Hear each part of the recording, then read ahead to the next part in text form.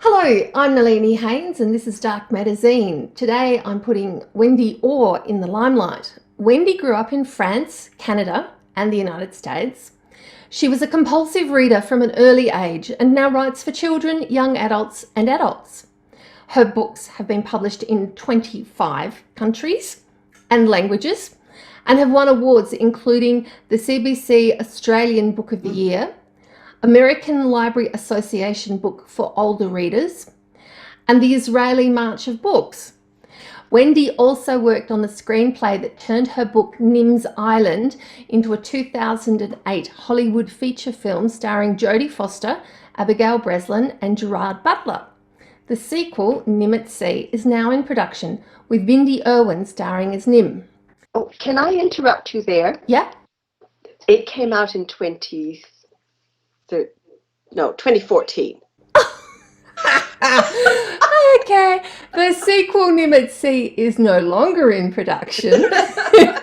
It was released in 2014, so that was 2 years ago, with Bindi Irwin starring as Nim. Her latest book, Dragonfly Song, is about to be released by Allen Unwin in Australia. Yay! Welcome, Wendy Orr. Oh, thank you. And actually, I'm kind of going yay too. This book is pretty different from most of my others, all of my others, and I'm more. Maybe I get this excited every time, but I feel like I'm just more excited about this book than I have been for a long time. It seems to have been a long time in the making. So. Well, that's good to know. Well, before we talk about your latest novel, we need to address the elephant in the room for all your long-running fans. You're best known for Nim's Island and Nim at Sea. What can you tell us about these books and the movies? Well, there is also a third book too, which came out in 2014. Yes, it came out about the same time as the second film, and I love Nim. And then the experience of the movie was really unbelievable. I mean, I just had such a lucky time. You hear so many stories, and oh, it's all terrible, and they take your book and they wreck it, and you have nothing to do with it. Now, the reality is, you, as the author of the book, when you sell those rights, you are selling those rights. And I actually found the signing the contract quite confronting. Um, and by then I knew that the studio that was doing it, Walden Media, in association with Fox, Walden Media, the sort of mission statement was that they take quality children's literature and turn it into films. So they weren't going to do the pornographic adventures of Nim. But, you know, reading that contract, I realized that in fact, if a studio took your nice little children's book and made the erotic adventures of it, you actually have no legal rights to object. So that's all confronting, but I was just so lucky. It was an amazing experience. It was really intense. The first one was more intense. Um, I was more heavily involved with it. And it was 5 years from the day I got an email saying, I'm a film producer living by the sea, and I just got your book out of the library to read to my son, and the whole family fell in love with it, including the cats, which I think may have been a fib. But she told me that she had worked out who I was.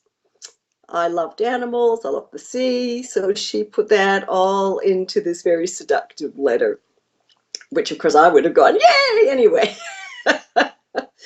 So she started pitching it, and it was 5 years from that first letter to the red carpet, just under. The letter was June and the red carpet was end of March. Wow. And it was very intense. You know, I think that during that time, I think there was 1 2 week period that we didn't have any emails. Normally in those 5 years, we emailed or phoned at least once a day. I mean, when we met after a year of it, we both realized that we had this kind of trepidation of, this is my really close friend, and I have no idea who she is. And yeah, so that was really lucky that we really did become good friends, and that meant I probably had more insight into what was going on, in fact, than the author is supposed to. Um, so I would know things in advance. I knew that Jodie Foster wanted the part long before anyone was allowed to know that. And yeah, the whole thing was just amazing. And I think I always had this incredible faith. I knew nothing about films. I'd never had any interest in films. Um, and when I got this letter saying I'd like the film rights, I said, oh, she's going to make a movie. That's fantastic. I had no idea. It's like somebody saying, I'm going to buy you a lottery ticket for your birthday. I go, oh, I won the lottery. But she did it. And I actually think that some of that, I mean, there were some rough times, believe me, but the term development hell is not sort of ironic. It's just kind of truth. And there were some really rough times. And I do think that steadfast purpose that Paula had, but also I think that I really backed her up in, I think that's why we got it through. And the day that she phoned, and I was actually out of the house, and I don't know, I don't think I had a mobile. And I got home, and there was this message on the answering machine, and it was, I've got good news, girlfriend, call me back. And when I called her back, and she said, we got the green light. And the green light is when, you've been working for it, and they've been saying all this, and oh yes, Jodie Foster wants to do it, and Abigail Breslin wants to do it, but you still don't know if you're going ahead. And then the green light means you're running and you're going to go into production. And then it's just crazy. It just goes so fast. It was incredible. I mean, the hours they work is just insane. So that was just an amazing ride. And I don't think that's how I would want to live my life. I mean, it was fun, but actually I realized I like being in my own world. And it was really fun working on the screenplay with Paula Mazer and Joe Kwong when they did the first 2 drafts of the screenplay. And I was officially a consultant, but I was very, very involved. And it was really fun because I've never worked with anybody before. I've never done any writing courses. I just sort of lived on a farm and started writing and never met another writer until after I'd had books published. And I mean, these people are so smart. They just know so much about story. People talk about the dumbing down of Hollywood, and I think, that happens because they invest so many millions of dollars. They panic and want to reach as many people as possible to get some of those millions back. But those writers are smart. And I learned so much, and that was fun. And of course, you won't believe it, but the red carpet in Hollywood and having sort of being driven down that road with blue and green ticket tape blowing down the road at us because of the island theme, and having people literally roped back and screaming, which I actually didn't hear. I was in some altered plane of tension, and my family said, did you hear the screams for you? And no. And I think it was because I'd spoken at a convention the day before, and a lot of those people came. But yeah, it was fun. It was an incredible buzz. It would be just crazy to say it wasn't. But it's actually not how I sort of want to live the rest of my life. I think I love being involved in my story. And that sort of gets back to working on your own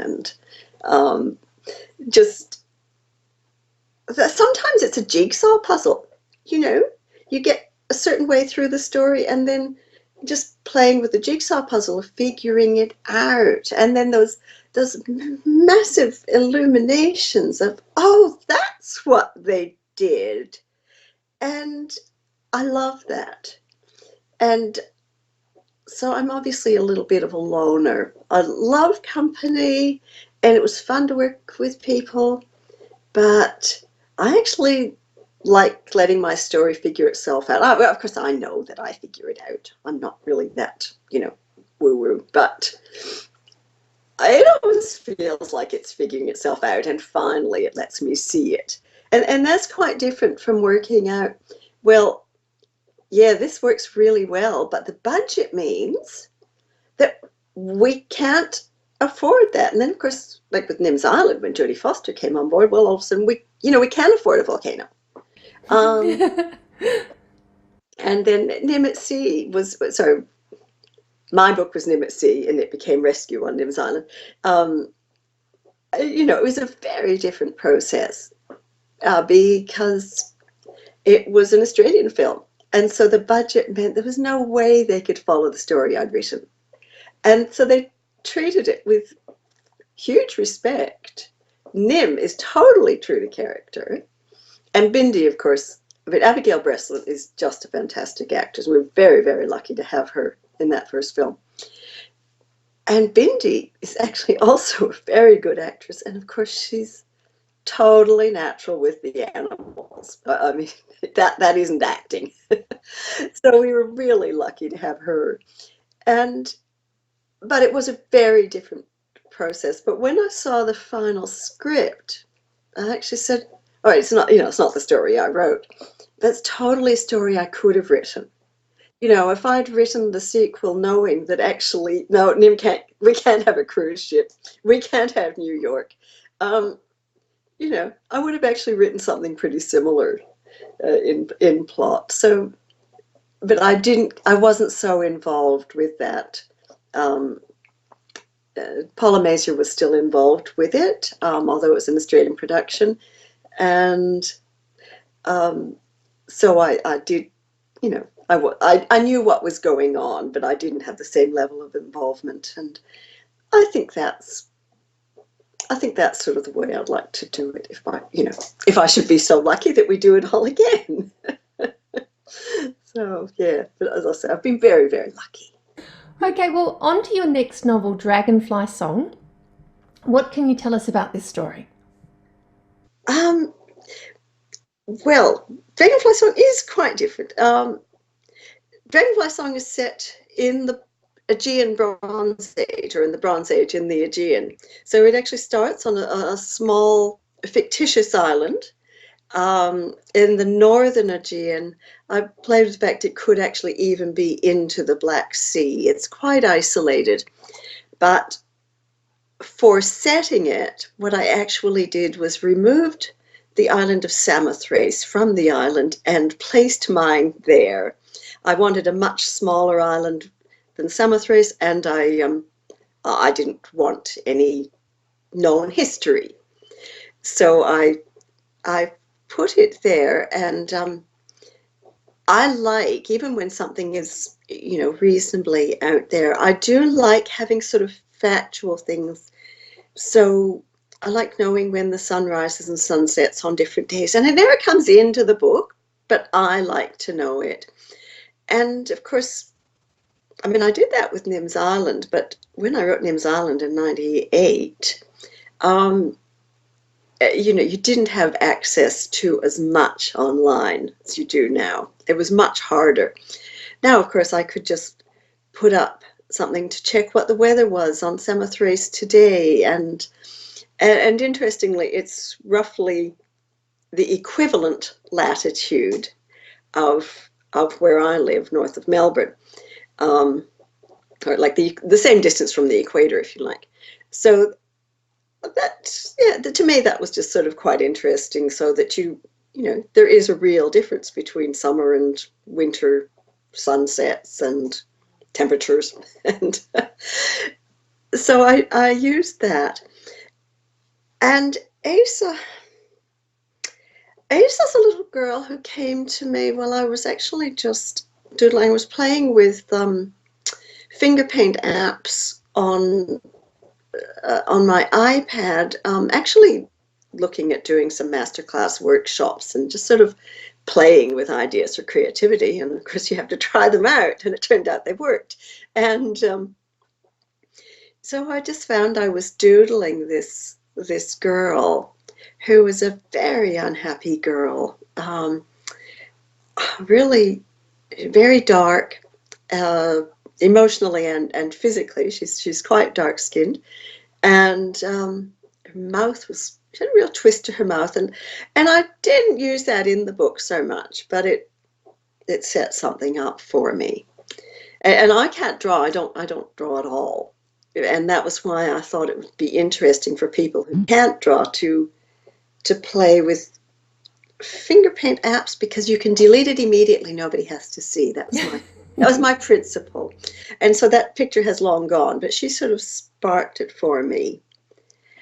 I actually, some of the process of Dragonfly Song sounds like I'm a bit freaky writer, and I don't think that stuff comes channeled to me or anything like that. I make it up. I do a lot of research, but sometimes, strange stuff happens. So I actually started getting interested in this world when I first started writing over 25 years ago.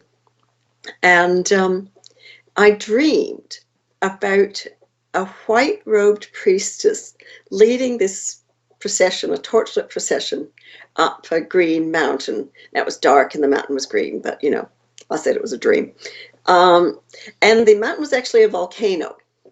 And I think she was going to sacrifice herself in that. So I was really intrigued by this dream, and as a child, I'd read a lot, a child and adolescent, I'd read a lot of Greek and Roman history. And so I worked out that if this was a story, or the beginning of a story, that it would be set in the Bronze Age in Greece. And I actually don't remember now whether I knew about Minoan Crete at that stage or whether I sort of quickly came to it. And Minoan Crete, Minoan civilization,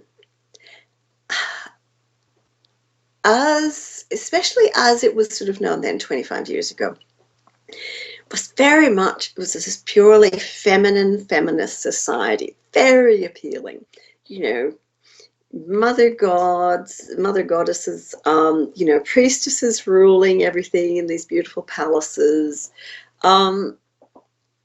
Very, very appealing. And I was also very drawn into a lot of sort of comparative mythology and Fraser's theory of the king that dies every year, that, the priestess rules and the king is just there for fertilization, and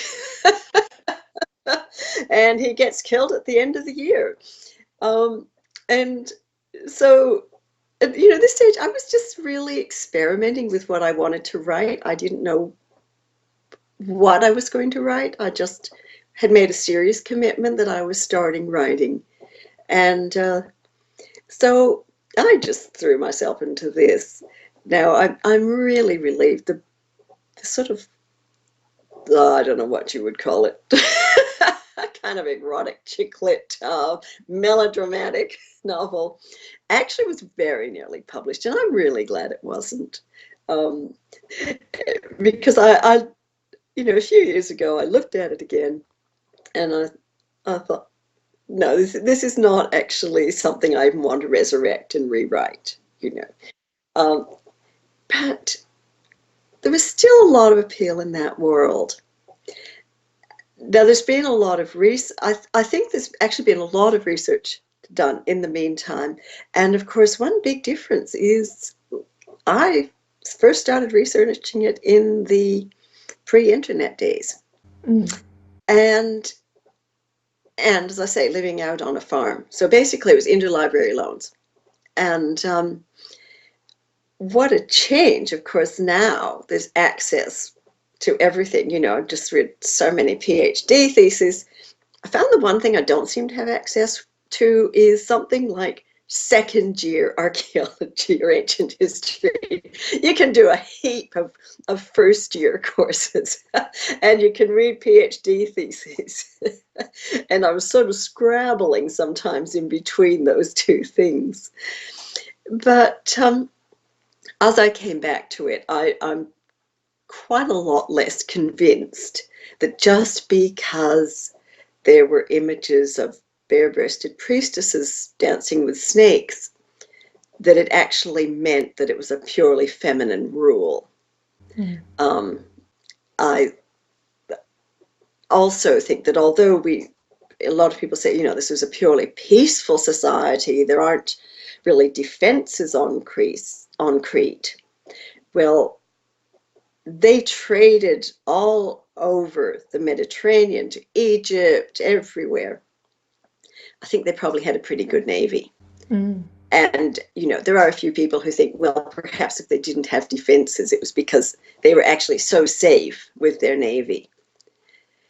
And then we start playing with the myth of Theseus and the Minotaur. And obviously, there's a whole lot of myths about Theseus, and I won't take you 16 hours and tell you them all. But basically, Theseus was a prince of Athens who volunteered to be part of the tribute that was sent to Crete, which was 7 youths and 7 maidens, to be sacrificed or eaten by the half-man, half-bull Minotaur. And of course, this had always seemed like a totally crazy myth that could have no seed in reality, until the Palace of Knossos was excavated at the early 20th century, in which they found all these frescoes, paintings, statuettes, sort of signet rings of youths leaping over bulls. And these bulls, they're actually extinct now. They became extinct a couple of 100 years ago. But they were called aurochs bulls, and they were massively bigger than bulls we have now. And so these things were sort of 6 foot at the shoulder, and their feet were supposed to be as big around as a dinner plate. So this is, and now of course some people say, well, it's not possible that they could have done it. I say if you look at Cirque du Soleil, it's not possible that most of the things they do can be done. And in the paintings, these are athletes. They're very young athletes. They're gymnasts. And so I think that most people believe that that was true. Now, nobody knows for sure where it was done. So I did lots of research, lots of reading, and then in the end, there's so many conflicting theories about everything. You have to just make up your own mind and say, okay, this is what happened. And so my little Asa grows up on her island. She's born with an extra thumb, and when people have a vestigial thumb, it's really just a kind of floppy bit on the edge of the wrist, sort of there. Yeah. And it's often just kind of cartilage. It's not a whole bone structure.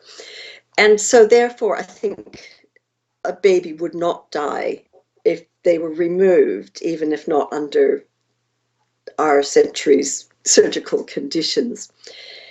Asa's the firstborn daughter of a priestess, and what I decided was that I would allow a priestess to be the ruler of my little island. She actually rules with her husband, and really she is the head of church, and he is the head of administration and they don't really do much war there. It's a pretty little island, but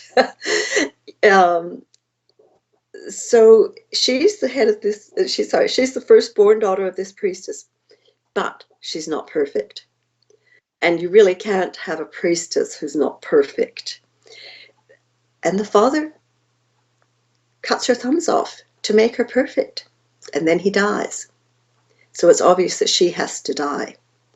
But of course, she doesn't die because that would make it a very short story. And she's raised by a foster family, and they are killed. So she becomes mute at that stage, and when she's abandoned at the gates of the hall where her mother lives, of course, nobody knows that she is this child. And so she's raised as a slave. She's mute. She is bullied. A lot of the book is about bullying, really. And her only way out that she can possibly see is to become one of the tribute, to be a bull dancer.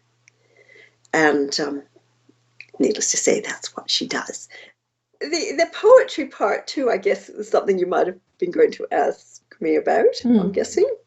I actually always heard this book in free verse.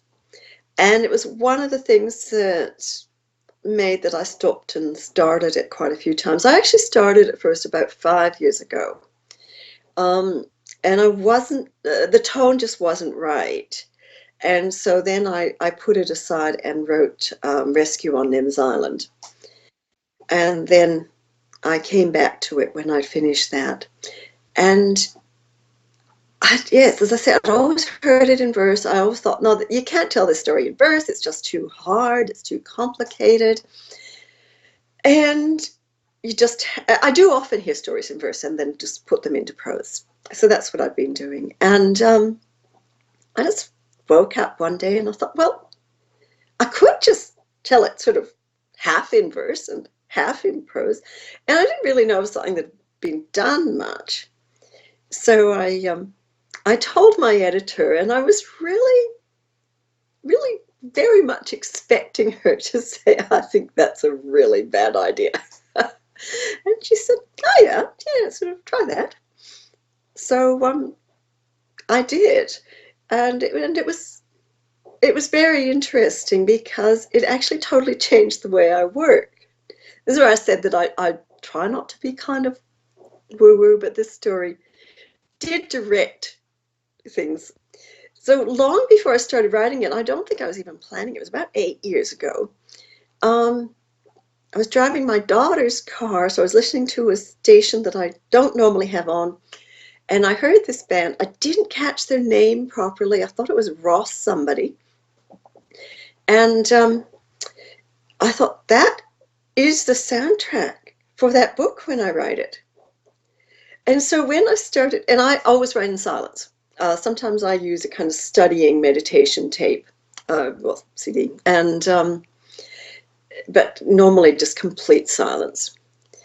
And so when I started writing this book, I had no idea then who this Ross could be. And I was at the hairdresser, and this young guy was talking about music and different musics, and I said, oh, well, I heard this, really strange music, sounded kind of Icelandic or something. And he said, oh, Sigur Rós. So I came home and went onto iTunes and, listened to the snippets and bought an album. And I had to play that when I wrote the verse. And then when I wrote the prose, I would go back to my normal sort of meditation one. And I also had to write the verse by hand. And this is really difficult for me. I have very, very bad handwriting, which means that I had to transpose it really quickly so that I could figure out what I'd written. And it's literally... I'm much the same. Yes, I mean, I was looking at something the other day on a note that I'd written, and I had no idea, and I realized that I'd totally misinterpreted 2 words, of the 4-word direction for, to-do list. So And the other thing is that I have had a lot of neck injuries. I broke my neck. That's what peeling the onion came from. And writing by hand is actually physically painful for me, but there was just really no choice. So I got into the thing of buying nice notebooks that this story would like, and yeah, it dictated its own terms. Wow, that's amazing. Now you've talked about Ace's vestigial thumbs, but you've also got two other characters with disability. Well, two.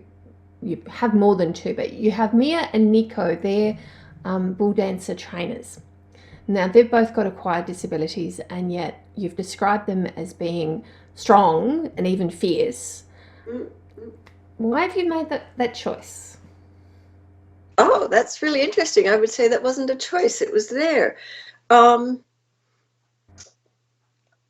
yeah, and it's interesting. When you said two other disabled characters, I thought, I have no idea who you're talking about. So I guess I don't think of Mia and Nico as being disabled. Yes, yes, they were both seriously injured, and I'm wondering if your experience with your physical difficulties with your neck has actually impacted on your representation of disability in your writing. oh, undoubtedly. And then I was an occupational therapist before I broke my neck. So I was used to seeing people as people that had a disability rather than a disabled character. Um, Hello. so I think that is just probably something that has been part of me. Well, I suppose since I was 19 and started studying OT. Um, I One thing I didn't know until quite recently, we've just met another branch of the family. I actually have a cousin who became a tetraplegic about the same year that I broke my neck and escaped with nothing but um, I had a lot of mess, but just pain eventually. And I saw somebody say to him on Facebook the other day when he had posted something about disability advocate things, and this person said, "Oh, I was actually wondering why you were posting that because I I had to stop and think, oh yes, because you are in a wheelchair." And I think that's kind of the way I feel. So for me and Nico, um, I thought the trainers had to know the bulls, know what it meant. Um, and yet the bull dancers who survived, I think, would have been superstars. They were rock stars. I can't imagine very many survived intact. And so I don't think they were going to just go back and do training. So I just saw that as a kind of logical thing. And yes, these were not people who let their disabilities stop them. Mia has one arm and Nico has a dragging leg. But they're people who, very nearly finished a year of bull leaping and crazy, crazy stuff. So they were strong and determined people. And just like anybody, when they recovered from their physical injuries, they would have still been the same strong and determined people that they had been. And so, yes, that's interesting. I presume I made sort of some decisions about it at the time, but I have no memory of that now. They just seem to have always been that way. What are your thoughts on disabilities and difference and representation in literature? I worry a lot about the fact that a lot of books are done for this is a book about a person with a disability, and look how well they've done. I would really prefer to see, some people have blue eyes, and some people have black skin, and some people are blind. And all those things can affect us in different ways. But we're still actually a person with that difference. And I think this actually comes mostly from my OT training. And then obviously when I became a patient instead of a therapist, those beliefs did crystallize a bit more strongly. And it was quite horrifying to see how people treated me because I couldn't stand up, or when I was in a wheelchair. When I went back into the hospital where I had been working, I was wheeled through the hospital, I guess, when I was leaving. And, I passed people in the hall, doctors that I had, had meetings with as a therapist, and nobody saw me. And now, admittedly, I probably did quite different. I looked pretty shocking. But, that continued. I remember going into Myers, and into that overwhelming cosmetic place where they normally just pounce on you. And I was 37. Maybe I was probably 38 by the time I got into Mars. And I actually wanted to buy something, and I couldn't get served because I think I did not look like the sort of person they wanted to serve. I looked kind of haggard. By the time I got to the city at that stage, I had a lot of trouble standing up. And so I was leaning heavily on a walking stick. But it was very interesting. People's perception changes so dramatically. And so it is something that I feel strongly about. And I think now it's probably just so much part of my thinking that I don't really see it as something that I'm thinking about, except when I see these books. Yes, I do. I remember reading a book to my kids once, or one that they had from, a book fair or something. And I think it was in a book jumble bag. We hadn't actually chosen it. And this was before my accident, but not long before. And the little girl was blind. And her uncle was going to fly her in a small plane to where she was going to have surgery to cure her blindness. And the uncle had a heart attack as they flew the plane. So the little girl flew it and landed it. And wasn't that fantastic? Because even though she was blind and an 8-year-old child, she could land this plane with her dead uncle beside her. And I thought, okay, right. it's such an insult to anybody with a disability. It's hard work getting through rehab. And there were so many books too that sort of like just, well, you've lost a foot, so just, pull up your socks, just pull on that artificial leg and you'll be fine. And certainly there's some very inspirational books by people who have lost a leg or something.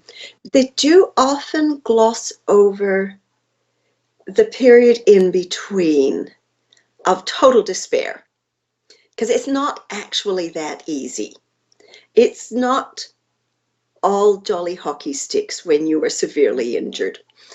And I think when I wrote Peeling the Onion, I remember thinking at one point, if I don't tell the truth about what it's like, then I'm just letting down all the kids. Some kid might read this one day who has had something happen to them. And I have to tell the truth. And there was sort of quite a lot of discussion about that at the time, about whether it was too black, and whether she was too angry. I actually thought, 17-year-old girl, breaks her neck, can't go to uni, can't finish this year of school, can't actually do anything she thought she was going to do. I don't think that I have touched on her anger, actually. You have to make it bearable for the reader, though. So, yes. Okay, I think you're right. I think it is something I feel passionate about. So you include a lot of social issues in your writing, really. I suppose. Well, it's life, isn't it? I don't think...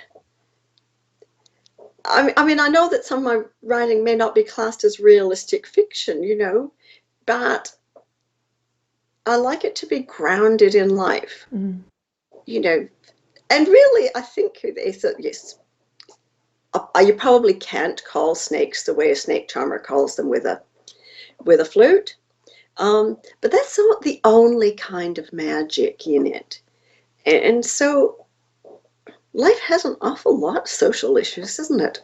You keep on stumbling against them. And so they have to be in fiction, but I don't like them to be heavy-handed.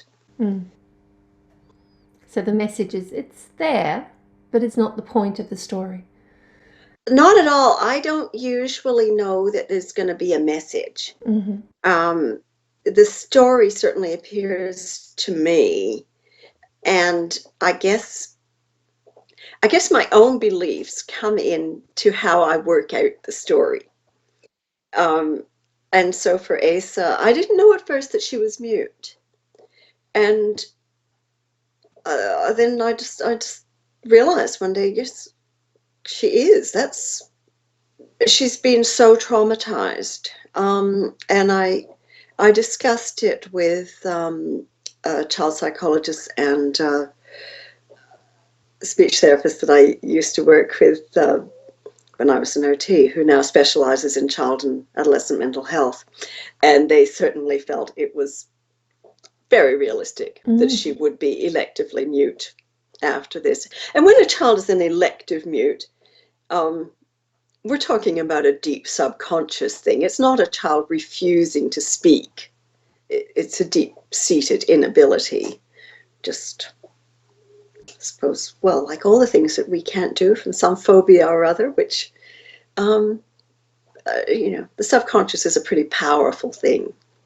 Well, I thought it was explained quite consciously because she kept hearing her mother telling her, be still, be silent, I'll come back. Yes. And to me, that just worked in seamlessly. And then she'd make involuntary noises occasionally. But when she actually tried to speak, be still, be silent, I'll come back, I felt it was so powerful and so believable. Oh, that's good. That was my feeling. And actually, by the time I checked with my psychologist friends, I think, well, I don't know what I'm going to do if they say nah. Because, of course, sometimes you have to actually say, well, actually, this is the story. Maybe the research should point you another way, but sometimes I get to be God. The wonderful thing about being a writer. It is. What kind of stories and writers do you enjoy, apart from your own stories? Well, of course, I don't read them much once you've finished reading them in session. I'd probably say I like most genres if they're well written. And I can't sort of relax on the beach or something with just a fluffy novel that people are enjoying, and that's perfectly wonderful that people enjoy things that are just sort of light and frivolous. I can enjoy light and frivolous, but not if I feel like I really want to get out a red pen and just start crossing things out and say, you already said that, and this is so clumsy. So it just has to be well written. Mm. I don't read horror because I just have nightmares too easily, and the same. I can enjoy, I enjoy some detective fiction, and there's some detective, murder mysteries that are brilliantly written. But I struggle with ones that have, like too much violence against women, really. And so much of it seems to be just needless violence against women, and I just can't handle it. So yeah, I'm a bit of a wimp, but I think, we internalize things when we read them. And so I think we do have to be careful what we read. But yeah, I like, I suppose, most of the literary novels that, are probably very predictable, really. I like most of the, sort of acclaimed literary novels. I think probably my two favorite books that I read last year were Burial Rites and Wolf Hall and Bring Up the Bodies, which I know they came out a couple of years ago, but I read them last year. And The Light Between Oceans. So I realized, I was thinking the other day, I do like books where I am transported into that character. I'm less fond of books where there's a distance, where the narrator's voice is so dispassionate that even if it's in the first person, at the end I think, well, I don't know who the narrator is by the end of the book. So I do like that sense of involvement. And of course, like most people, so many, well, especially with children's YA writers, I have so many friends in the community. I always prefer not naming favorites. Yes, well, especially in Melbourne, it's a very small community, quite tight-knit. It's a small community, and you leave somebody out and you feel terrible. Yes. Okay, well, what's next for you? I'm actually going on with this world. Yes. I didn't want to leave it, and I had done so much research. I'll pick the phone up in a minute and show you some of the stacks of papers. While I was writing Dragonfly Song, I did do it in my normal way, a bit like Alex Rover, just from books and the internet. And I hadn't ever been to Greece. And so we decided that we would go. And so we went to Crete in May and Santorini, because the next book, actually, it's not a sequel at all. It actually takes place 200 years earlier, at the time of the explosion of Santorini, when the people who escaped would have become refugees. And another issue. Well, it is, and yet again, it's sort of, you would be. There's a lot said about the fact that only one bit of gold has been found in the excavations of the town of Akrotiri on Santorini, which was the main city that was covered with ash when this incredible volcano exploded. It was covered with 30 meters of ash. Yeah. And of course, the ash, again, lots of controversy, but the most optimistic theories, it certainly covered all the surrounding area, including Crete, with at least a couple of centimeters. So again, it sort of varies between maybe a couple of centimeters and 30 centimeters. It would have done some serious damage to crops for a year or two at least. So therefore, if you escaped, yes, even though you took all your gold from your house, I don't think it lasts you all that long when you end up in a new place. And when the new place maybe is not welcoming you because all of a sudden they're facing famine, and perhaps they're facing takeover from somebody else because their navy is in disarray because of the tsunami. And again, there's oh, well, it wasn't as melodramatic a tsunami as some people claim. It was just a small tsunami. And it only went up, you know, a few meters onto the coast of Crete. Well, you know, it's still pretty devastating. Pretty devastating. And so I realized that, yeah, this was probably, I started with the Santorini explosion when I started my melodramatic sort of chicklet thing all those years ago. And of course, at that stage, I pictured the volcano entirely wrong and everything. But yeah, I have always been fascinated by it. I mean, it's such a major, major event. And as they excavate more and more, so it was just amazing to have my story plotted out and to go to Crete. I spent a day with an archaeologist who really was determined I would just learn as much as she could give me in that day. I thought my head was going to explode. I learned so much. And what I didn't realize is she was like the absolutely best kind of archaeologist I could have spent a day with, because she looks at the whole landscape and the whole picture. And she lives in Crete. She doesn't just go for the digging season. And I didn't actually realize in all these years that I'd wanted to do archaeology before I became an occupational therapist.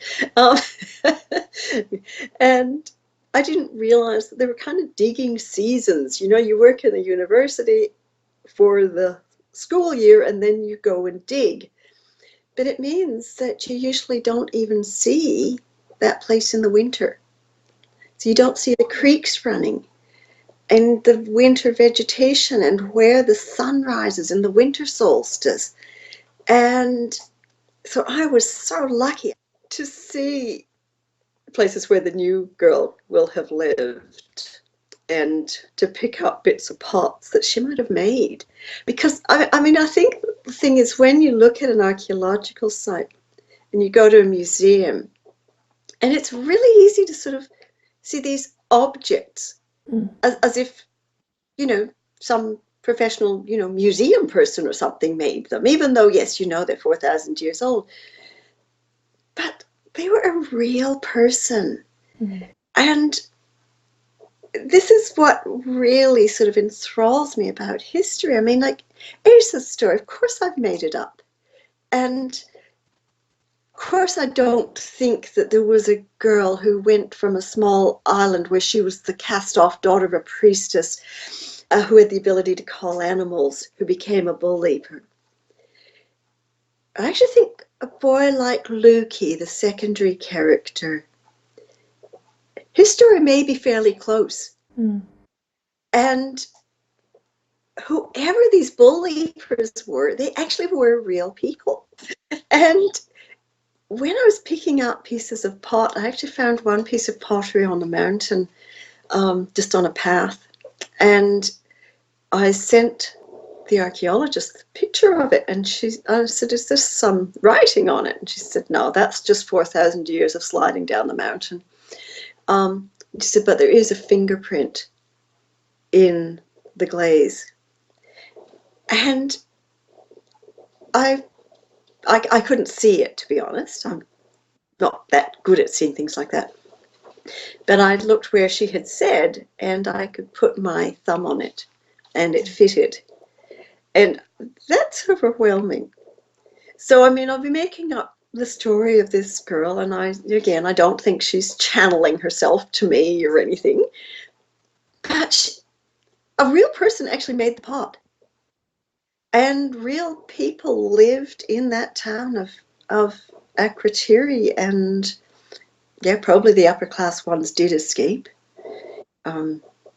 They've been saying everybody escaped. It was a town of about 14,000 people.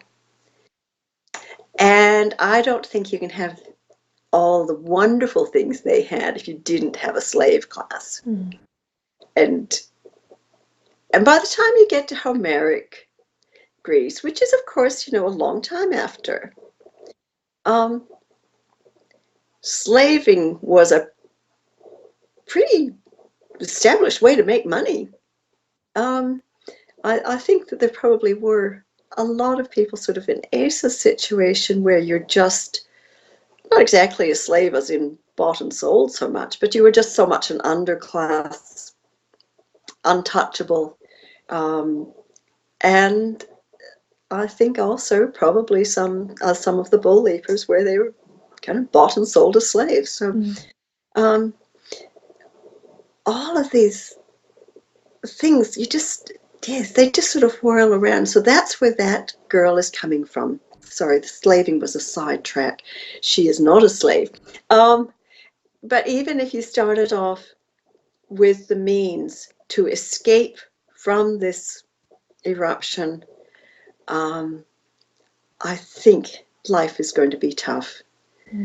I've never been a refugee, and I think, that's something, if you haven't been one, we can only imagine. But again, I mean, I sometimes think I've been a migrant most of my life. And, I started school without speaking any of the language. I, changed schools and discovered I didn't really speak English that well. And then I came to Australia as a migrant. So I suppose, again, it's not something I was writing about as an issue. It's something as the story formed that obviously they were going to be refugees. But I think you're probably right that some of my own experience, of course, it goes into it. You can't quite help it. It's so yes, so I guess it will be kind of about migrants, but I haven't quite started it yet. I'm still trying. Well, I've been doing blogs and things for Dragonfly Song in the last couple of weeks, and I'm trying to sort out all these photos and notes and everything that I took back. I think the only picture we have of me in Crete is my husband took a picture of me taking pictures. How very meta. Yes. Because I just didn't want to let anything escape me. But of course, a lot has now, because I would get back to the hotel too exhausted to actually do all the notes. So yes, I'm just sorting myself out with this new girl. So at the moment you're doing your blog tour and you're writing this new story that's set 200 years before Dragonfly Song. Do you have anything else planned? Like a holiday? No, that was the holiday. I don't think there'll be another holiday for a while. That was because I mean it was researched, but I mean it was just the most fabulous fun. Although my husband's still muttering because I insisted on climbing this little mountain. I mean, it's not that big a mountain, but like I was told once I would never be able to walk on rough ground, and I would have to have calipers. I've been told lots of stuff. And my husband's looking at this mountain. Well, it can't be that hard, I really want to get up to the peak. So we got there. And I was able to walk the next day, which was impressive. I did have, when I broke my neck, I broke my ankles quite badly too, and one of my feet.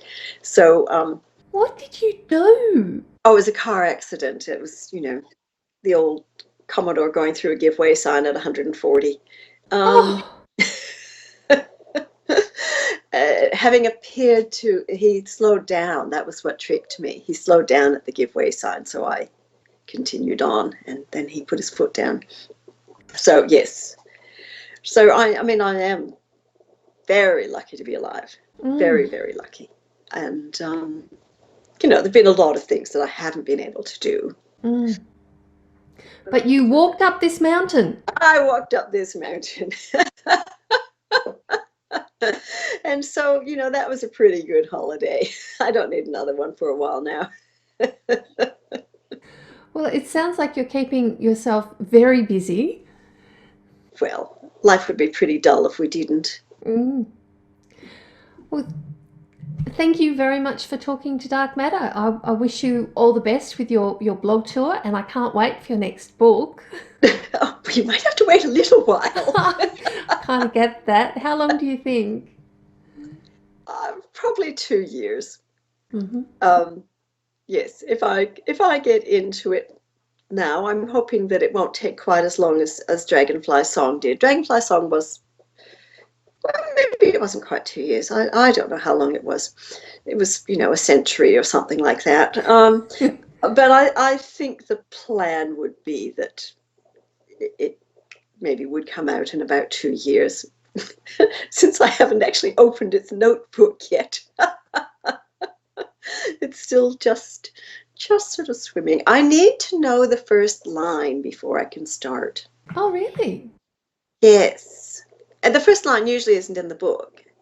And it's not always the first line that ends up the first line even of the manuscript.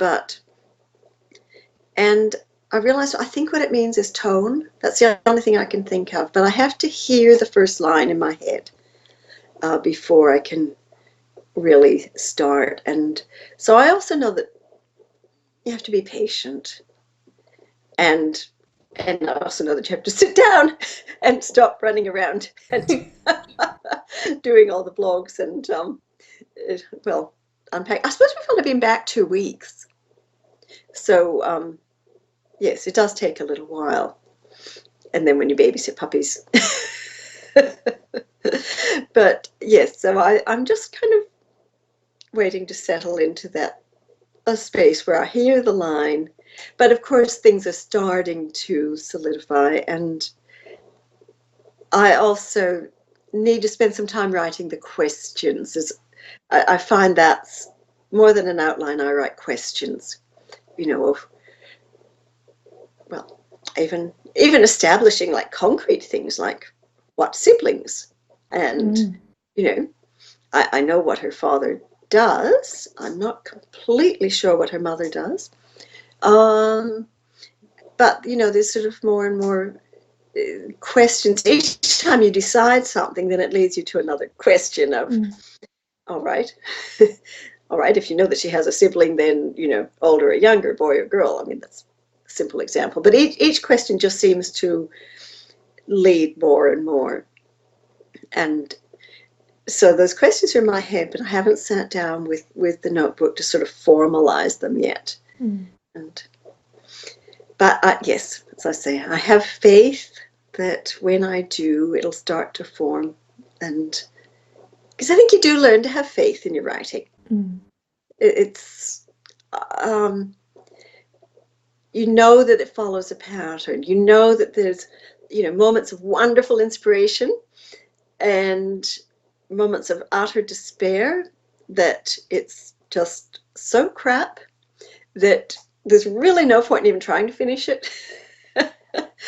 And I also know that near the end, I'll read it through once and I'll think, oh, actually, this isn't too bad. And I should just read it one more time for, just copy errors, sort of. And then you realize that, these last few years have just been a total waste of your life. This is absolutely worthless. And it's actually so bad that it can't be repaired. And at that point, you might as well send it to your editor, because it can't be repaired, but there is a deadline. And you've spent the advance. And then the next time you see it, it's sort of a little bit in between. When I saw the proof copy and I went through it again, I thought, oh my God, I can't believe that people were reading this. So many mistakes, and there's so much to change. And but probably it's a bit in between, and possibly some of the mistakes people realized were mistakes. And the book that comes out, even when you get it, so you can't change anything else, that it actually is the very best you can do. It's never quite as bright and glowing as the idea in your head. You just have to me, it seems you have to get it just as close as you can. And that's why, I mean, I think my editors must dread giving me that final copy edit, because then I come back with all sorts more changes.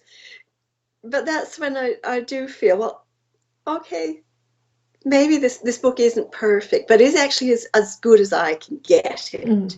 It's as good as I can get the story that I've chosen to tell in this way. And you have to sort of put aside all those thoughts of, I could have told this story a completely different way. But I didn't. So it's this way. And yes, trying to get it back to that first sort of brilliant idea in a bubble, that sort of gleaming. I don't know if you see them like this, but when I first see a story idea, it's like this sort of gleaming, shiny idea, which for Dragonfly was always blue. And trying to get your work to sort of, I suppose, be worthy of that kind of luminescent idea bubble. And yes, that's when you have to say, okay, this is it now, let it go. Yes, that famous line from Frozen, let it go. Let it go, yes. Or as my editor said to me once, yes, well, I think now it'll end up like when Asa is whittling her wooden dragonfly. If she goes on much longer, there'll be nothing left. It's time to let it go. Yes, so you need to take a lesson from your character's story. Oh, yes, my character is much smarter than I am, that's for sure. Well, thank you very much for talking to Dark Matter. Oh, it's been a real pleasure, despite all our animals.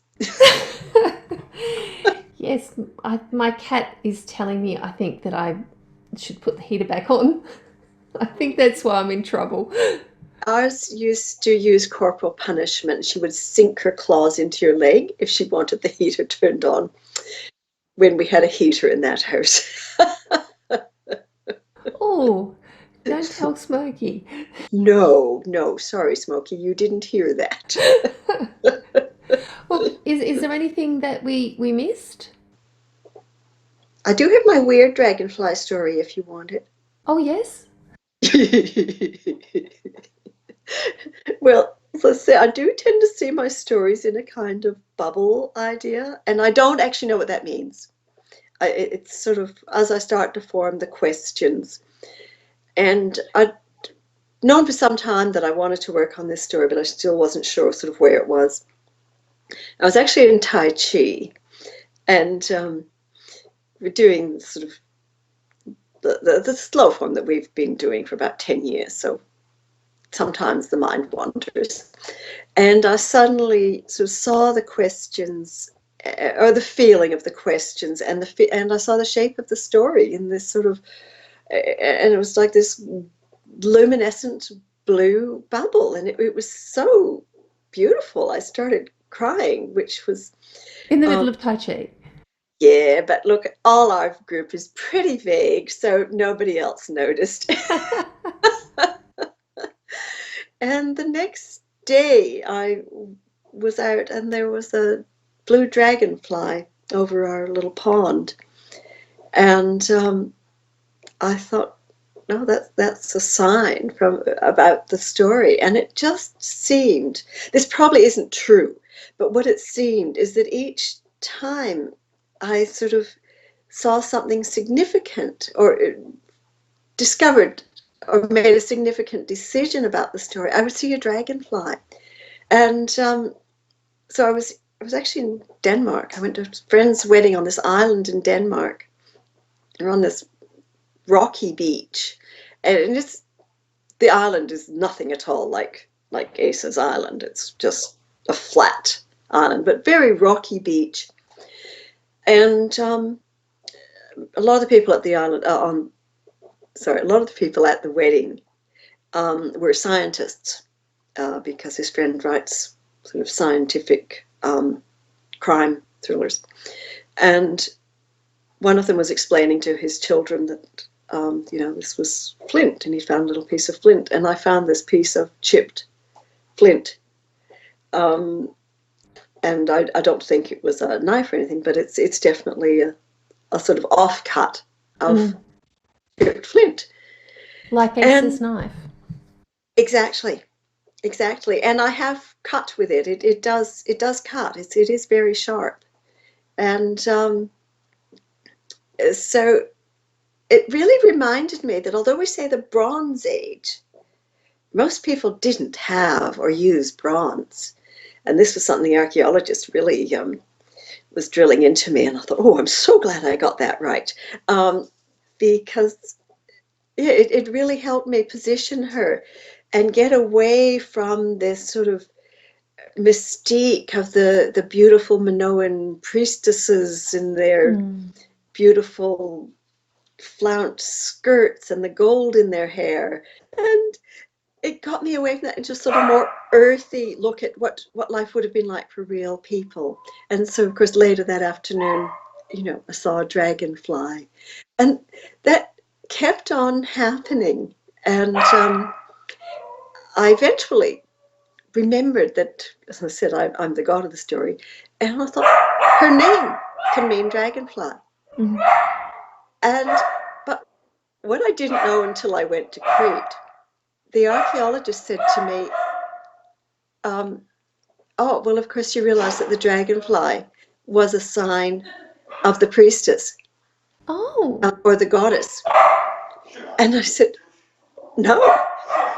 And in one of the frescoes on Akrotiri, the goddess is wearing a necklace of dragonflies. And then there is other jewelry with dragonflies.